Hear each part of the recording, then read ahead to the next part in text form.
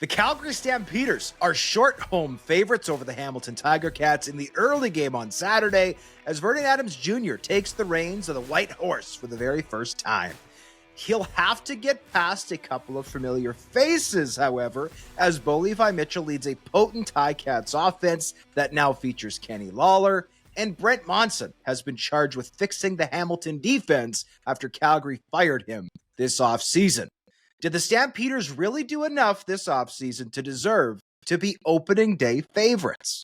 No, not against the Ticats. I think this team is going to come into McMahon Stadium and beat the boots off the Stampeders. And the reason I say that is I just look at that Calgary defense and I've got way too many questions right now to trust that they're going to be able to stop a receiving core that'll have Kenny Lawler, that'll have Shamar Bridges, that'll have Tim White and others catching the ball from Bo Levi Mitchell, who threw for over 5,000 yards last year and looked like he was an MOP, just like he was back with the Calgary Stampeders. I think this is going to be a mismatch there until proven otherwise. There's going to be multiple rookies probably starting in that secondary.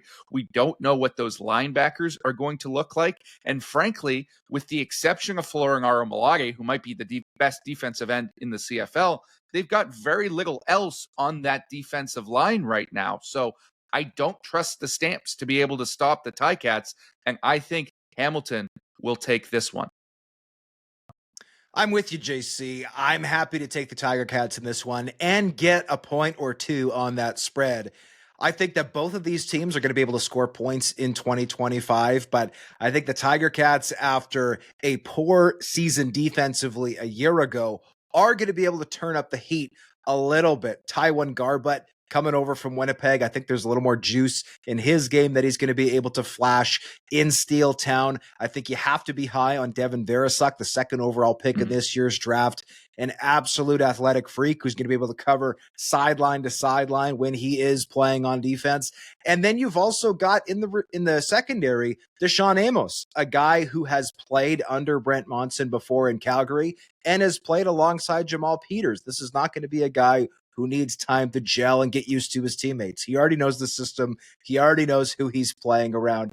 And I think that on that defensive backfield, you had a healthy Reggie Stubblefield coming over to Montreal. This is an improved Tiger Cats secondary. I still have some questions about the field side of that secondary, but the boundary, I think, is right there with anybody's in the CFL. And then you added the fact that the Ticats, rock solid on special teams. Mark Leggio, I thought quietly had a very nice season in 2024. I'm more than happy to take the Hamilton Tiger Cats to go into Calgary and come away with the win. I don't think it's going to be a blowout win, but I do think it's going to be a high-scoring game. So make sure you get your butt in front of your television set for Saturday's first game. Yeah, these teams didn't go to the playoffs in 2024, but I think this is going to be a fun one to watch, and I certainly hope they prove me right.